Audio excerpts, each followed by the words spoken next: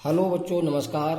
आप लोग देख रहे हैं यूट्यूब चैनल MCI और मैं हूं विकास त्रिपाठी। बच्चों, पिछले वीडियो में हम लोगों ने एक्सरसाइज 10A के पहले जो प्रमेय होती हैं उनको पढ़ा था। आज हम लोग एक्सरसाइज 10A में प्रयोग होने वाले कुछ विशेष नियमों को ध्यान से सुनेंगे, फिर एक्सरसाइज 10A देखेंगे।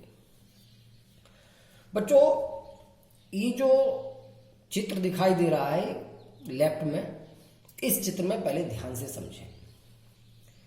ये हमने एक वृत्त बनाया हुआ है, सबको दिखाई दे रहा होगा। ये वृत्त बना हुआ है जिसके ऊपर हम दोबारा से पेन चला रहे हैं। ये एक वृत्त है। इस वृत्त में वृत्त पर दो बिंदु A और B लिए गए हैं, इनको मिला दिया गया है। तो ये जो रेखाखंड है ये वृत्त की जीवा है। इस जीवा के ये संगत चाप है। जीवा के संगत चाप ये है और इस चाप के संगत जीवा ये है। बच्चों, हमने A और B को वृत्त के केंद्र से मिला दिया, तो ये जो कोण बना है ये जीवा द्वारा केंद्र पर बना कोण भी कहलाएगा, और यही इस चाप द्वारा केंद्र पर बना कोण भी कहलाएगा। तो ये इस चाप का अंश माप भी है।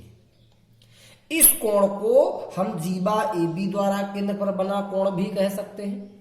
इसी कोण को हम चाप AB द्वारा केंद्र पर बना कोण भी कह सकते हैं, और इसी कोण AOB को हम चाप AB का अंश माप भी कह सकते हैं। बच्चों, हमने बिंदुओं A और B को इधर कहीं वृत्त पर बिंदु P लेकर के इससे भी मिला दिया। जब इससे मिलाया तो ये चाप AB द्वारा, ये जो छोटा चाप बना था, लघु चाप AB बना था, इस चाप AB द्वारा ये एकांतर खंड में बना कोण कहलाता है। बच्चों, चित्र में क्या क्या बना एक बार फिर देख लेते हैं। एक वृत्त बना है जिसका केंद्र O है। इसमें हमने एक जीवा खींची हुई है। ये चाप AB जो है इस जीवा AB का संगत चाप हो गया।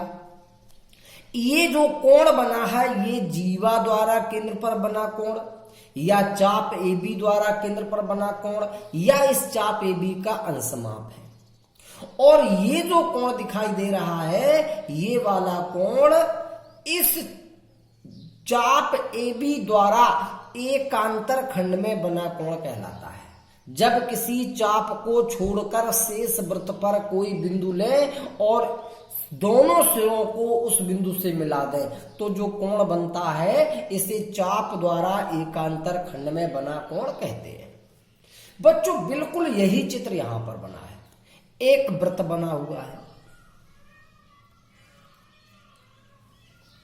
इसके बाद इसमें भी एक जीवा खींची गई है, इसका भी ये संगत चाप हो गया। इसमें भी हमने जीवा द्वारा केंद्र पर कोण बनाया है, इसे हम जीवा द्वारा केंद्र पर बना कोण भी कह सकते हैं। इसे चाप द्वारा एक केंद्र पर बना कोण भी कह सकते हैं। इसे चाप का अंश माप भी कह सकते हैं। और यहां पर भी हमने चाप द्वारा एकांतर खंड में कोण बनाया हुआ है। बच्चों, ध्यान देने की बात क्या है, ये वृत्त अगर सर्वांग सम है, हमने यहां सर्वांग सम ही लिया है, तो ये दो सर्वांग सम वृत्त हैं, इनकी ये जीवाएं हैं, इनके ये संगत चाप हैं, ये केंद्रों पर बने कोण हैं और ये एकांतर खंडों में बने कोण हैं। ध्यान देने की बात यह है, इन चार चीजों में, चार चीजें कौन कौन है? एक तो चाप है, एक जीवा है, एक केंद्र पर बना कोण है और एक एकांतर खंड में बना कोण है। इन चार चीजों में अगर कोई एक चीज भी इनकी आपस में बराबर है तो शेष तीनों चीजें भी आपस में बराबर होंगी। जैसे मान लो कि चाप AB जो है वो चाप CD के बराबर। ध्यान देंगे, अगर ये वृत्त सर्वांग सम है तो ये चाप बराबर होने का मतलब है ये चाप सर्वांग सम है। अगर वृत्त सर्वांग सम है तो जो बराबर चाप होते हैं ये सर्वांग सम भी होते हैं। तो अगर ये चाप बराबर हो गए तो ए बी बराबर सी डी भी होगा, कोण AOB बराबर CRD भी होगा, कोण APB बराबर कोण CQD भी होगा। यानी अगर इनमें केवल वृत्त के चाप बराबर या सर्वांग सम है तो इनकी जीवाएं भी बराबर होंगी, केंद्र पर बने कोण भी बराबर होंगे, एकांतर खंडों में बने कोण भी बराबर होंगे। बच्चों मान लीजिए हमें चाप बराबर है कि नहीं ये पता नहीं है, हमें पता यह है कि इनकी जीवाएं बराबर हैं। तो बच्चों अगर जीवाएं बराबर हैं तो इनके संगत चाप बराबर भी होंगे, सर्वांग सम भी होंगे, इनके द्वारा केंद्रों पर बने कोण भी बराबर होंगे, इनके द्वारा एकांतर खंडों में बने कोण भी बराबर होंगे। बच्चों मान लीजिए हमें यह भी पता नहीं है, हमें यह पता है कि कोण AOB बराबर कोण CRD है। अगर ये कोण बराबर है तो फिर ये चाप सर्वांग सम भी होंगे, इनके जीवाएं बराबर भी होंगी, इनके कोण APB और CQD भी होगा। मान लीजिए हमें ये भी पता नहीं है, हमें केवल ये पता है कि ये कोण बराबर है, तो इसके बराबर होने से भी चाप सर्वांग सम भी हो जाएंगे, जीवाएं बराबर भी हो जाएंगी और केंद्र पर बने कोण भी बराबर हो जाएंगे। तो बच्चों ये 4 पॉइंट थे, 4 पॉइंट में कोई एक चीज भी बराबर है, चाप बराबर या सर्वांग सम दोनों एक ही बात होंगी, क्योंकि यहां पे सर्वांग सम वृत्त है, सर्वांग सम वृत्तों के चाप बराबर है मतलब सर्वांग सम है, सर्वांग सम है मतलब बराबर है, एक ही बात होती है। इन चारों पॉइंट में से कोई एक पॉइंट भी लागू हो रहा है तो समझो ये सारे भाग आपस में बराबर ही होंगे। बच्चों कई बार होता क्या है कि ये बराबर नहीं देते, इनका अनुपात कुछ दे देते हैं, तो हमें ध्यान रखना होगा कि अगर ये वृत्त सर्वांग सम है तो इनकी जो जीवाएं हैं इनका अनुपात, उनके संगत चापों का अनुपात, इनके द्वारा केंद्र पर बने कोणों का अनुपात और इनके द्वारा एकांतर खंड में बने कोणों का अनुपात, सारे अनुपात भी आपस में बराबर होते हैं। यदि दो वृत्त सर्वांग सम है तो जो अनुपात इन चापों में होगा, जो अनुपात वही अनुपात इनकी जीवाओं की लंबाइयों में होगा, वही अनुपात इनके द्वारा केंद्र पर बने कोणों में भी होगा, वही अनुपात इनके द्वारा एकांतर खंडों में बने कोणों में भी होगा। बच्चों ये नियम सर्वांग सम वृत्तों में तो होता ही है। अगर ये कंडीशन एक ही वृत्त में आ जाए, अभी जो जीवाएं थी या जो चाप थे वो अलग अलग वृत्तों के थे, अब अगर एक ही वृत्त की बात करें, आप लोग देख रहे होंगे ये वृत्त है, एक बड़ा सा वृत्त है, इसमें एक जीवा ये है तो एक जीवा ये भी है, इसमें जीवा का संगत चाप ये है तो इस जीवा का संगत चाप ये है, इसमें इस जीवा द्वारा केंद्र पर बना कोण ये है तो इस जीवा द्वारा केंद्र पर बना कोण ये है, इसमें इस चाप द्वारा एकांतर खंड में बना कोण ये है तो यहां इस चाप द्वारा एकांतर खंड में बना कोण ये है। ये और ये एक ही चित्र है, बस इसमें दो अलग अलग वृत्तों में ये सब सिस्टम था, इसमें एक ही वृत्त में दो जीवाएं, उनके द्वारा सब कुछ बना है। जो लॉजिक यहां पर प्रयोग हो रहा था बिल्कुल वही लॉजिक यहां भी प्रयोग हुआ। अगर ये चाप सर्वांग सम हो गए या किसी में सवाल में दिए हैं तो फिर ये जीवाएं भी बराबर होंगी, इनके द्वारा केंद्र पर बने कोण ये भी बराबर होंगे, इनके द्वारा एकांतर खंडों में बने कोण भी बराबर होंगे। यानी इन 4 चीजों में से कोई एक चीज अगर बराबर दी है तो सारी तीनों चीजें शेष भी बराबर होंगी। अगर इनमें से किसी एक चीज का अनुपात दिया है तो शेष का अनुपात भी उतना ही होगा, चाहे वो चापों की लंबाइयों का अनुपात हो, चाहे इनके अंशमापों का अनुपात हो, चाहे जीवा की लंबाइयों का अनुपात हो, चाहे चापों द्वारा एकांतर खंडों में बने कोणों का अनुपात हो, सारे अनुपात बराबर ही होंगे।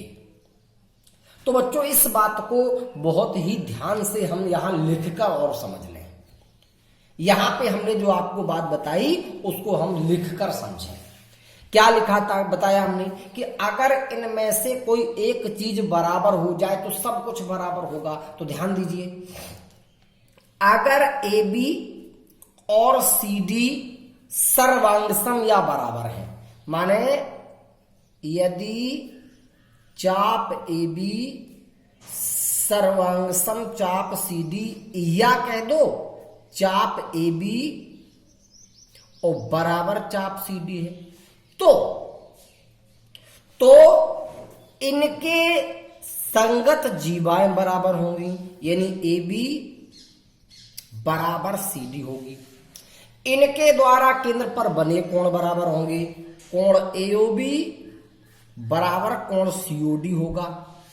इनके द्वारा एकांतर खंडों में बने कोण बराबर होंगे, कोण एपीबी बराबर कोण सीक्यूडी होगा, कोण एपीबी और बराबर कोण सीक्यूडी। ये तो बराबर वाला मामला था।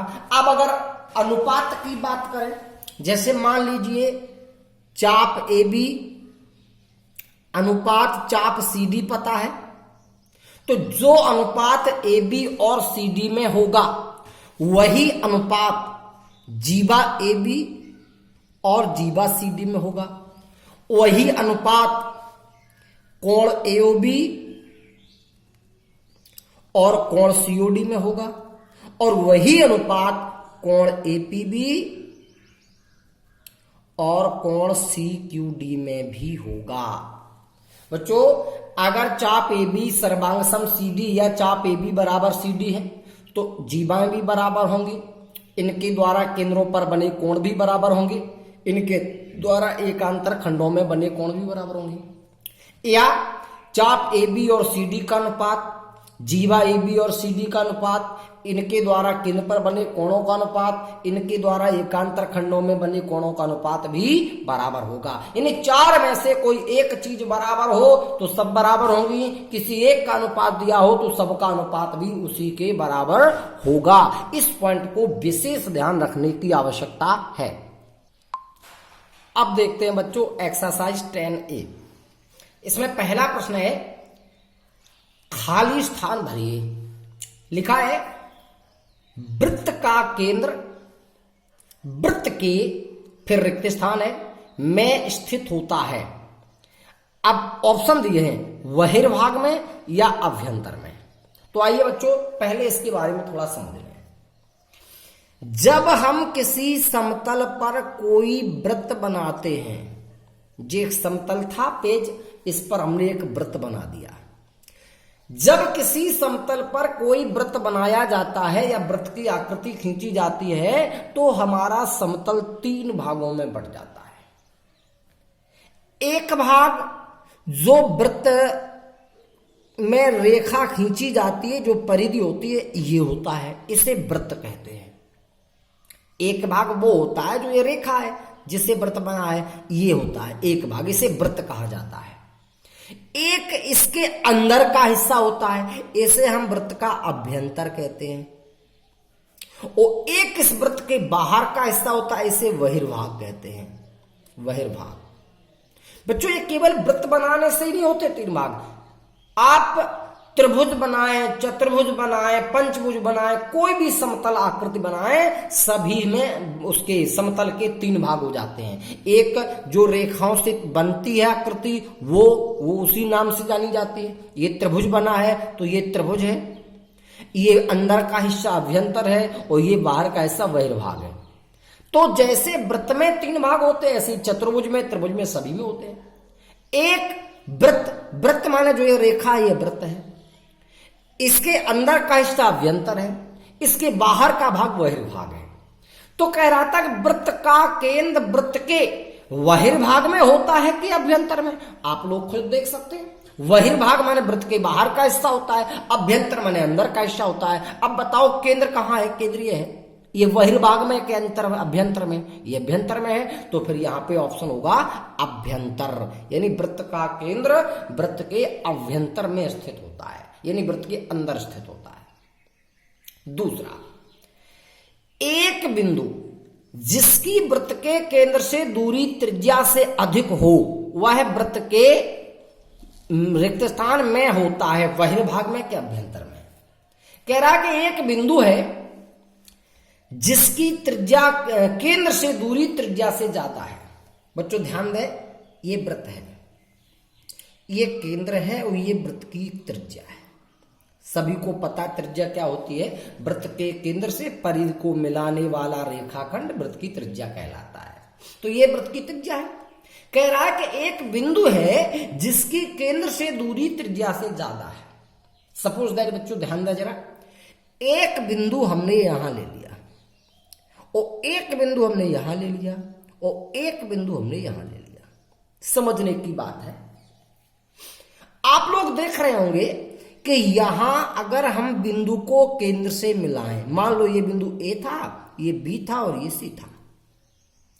अगर हमने बिंदु ए को केंद्र ओ से मिलाया तो ध्यान देने की बात यह है कि ये जो केंद्र से बिंदु की दूरी है ये त्रिज्या से कम है, क्योंकि त्रिज्या होगी यहां तक, यहां से लेकर यहां तक त्रिज्या है, लेकिन ये यहीं से मिला हुआ है। तो ये दूरी हमें स्पष्ट दिख रही है कि ये दूरी ए से ओ की दूरी वृत्त की त्रिज्या से कम है। और दूरी कम है तो ये बिंदु है कहां?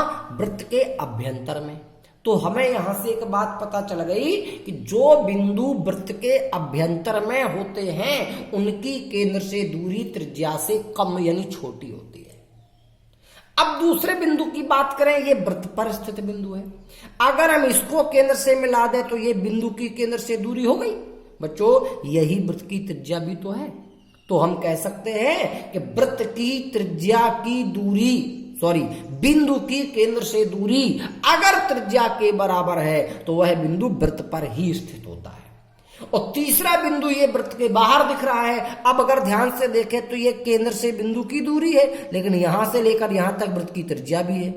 तो ये दूरी त्रिज्या से अधिक है, बड़ी है, तो ये बिंदु बहिर्भाग में है। तो हमें यहां से 3 पॉइंट पता चल गए। अगर बिंदु की केंद्र से दूरी त्रिज्या से कम हो तो वो बिंदु अभ्यंतर में होगा।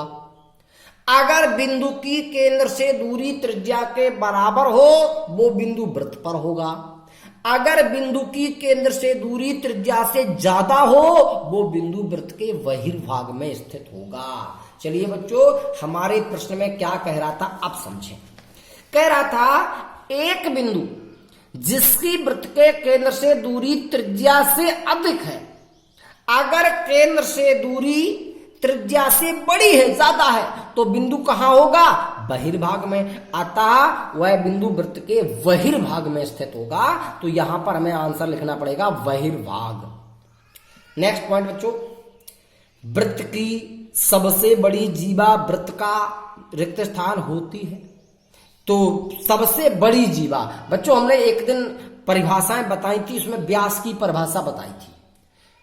वृत्त की सबसे बड़ी जीवा को वृत्त का व्यास कहते हैं। हमने कहा था केंद्र से होकर जाने वाली जीवा को वृत्त का व्यास कहते हैं और वृत्त का व्यास वृत्त की सबसे बड़ी जीवा होती है। तो ध्यान रखेंगे, वृत्त में जो सबसे बड़ी जीवा होती है वो हमेशा वृत्त का व्यास होती है। तो यहां व्यास आ जाएगा। नेक्स्ट, एक चाप रिक्त स्थान होता है जब इसके सिरे एक व्यास के सिरे हो। माने एक चाप क्या होता है? जब इसके व्यास के सिरे इसके सिरे एक व्यास के सिरे हो। तो बच्चों ध्यान देंगे, एक चाप है, इसके सिरे व्यास के सिरे हैं। ये व्यास हो गया, यही चाप के सिरे, इस चाप के, और यही व्यास के सिरे। तो ये चाप क्या होगा बताओ? तो ये चाप एक अर्धवृत्त होगा। चाप कभी जीवा नहीं होता। इसमें एक ऑप्शन में जीवा दिया था, जीवा ऑब्लिक अर्धवृत्त, तो जीवा नहीं होता चाप। चाप अर्धवृत्त हो सकता है, दीर्घ वृत्तखंड, दीर्घ चाप हो सकता है, लघु चाप हो सकता है। तो ये जीवा नहीं है। ये चाप जो है जिसके सिरे व्यास के सिरे होते हैं, ये चाप अर्धवृत्त कहलाता है। तो यहां ऑप्शन में आ जाएगा अर्धवृत्त। अगला पॉइंट, एक वृत्तखंड एक चाप तथा रिक्त स्थान के बीच का भाग होता है। ये जो वृत्तखंड होता है वो एक चाप और किसके बीच का भाग होता है? तो देख लेते हैं बच्चों, वृत्तखंड हमने बताया था क्या बनता है। वृत्तखंड, वृत्त की जीवा वृत्त को 2 भागों में विभाजित करती है, प्रत्येक भाग को वृत्तखंड कहते हैं। ये है वृत्तखंड। अब जरा देख लो वृत्तखंड है क्या। वृत्तखंड है एक चाप और एक जीवा के बीच का भाग। इसमें क्या लिखा था? वृत्तखंड जो है वो एक चाप तथा एक जीवा के बीच का भाग होता है, व्यास के बीच का नहीं। अगर ये व्यास हो जाएगा तो फिर ये हमारा चाप वृत्तखंड नहीं रहेगा, ये अर्धवृत्त बन जाएगा। तो हम कह सकते हैं कि यहां ऑप्शन में जो भरा जाएगा वो क्या आएगा? जीवा। एक वृत्त जिस तल में स्थित होता है उसे इस रिक्त स्थान भागों में विभाजित करता है, 3 में या 4 में। तो अभी अभी हमने बताया था, जब कोई भी समतल आकृति हम समतल पर खींचते हैं तो समतल को 3 भागों में विभाजित कर देता है। एक उसी आकृति के नाम से जाना जाता है, एक अभ्यंतर के नाम से, एक बहिर्भाग के नाम से। तो इसका ऑप्शन होगा 3। अगला प्रश्न बच्चों, प्रश्न नंबर 2, लिखिए सत्य या असत्य, अपने उत्तर के कारण दीजिए। आपको यह बताना है कि यह क्वेश्चन सत्य है कि असत्य है। केंद्र को वृत्त पर किसी बिंदु से मिलाने वाला रेखाखंड वृत्त की त्रिज्या होती है। ये वृत्त हो गया। केंद्र को वृत्त पर किसी बिंदु से मिलाने वाला रेखाखंड वृत्त की त्रिज्या होती है। तो क्या यह वृत्त की त्रिज्या है?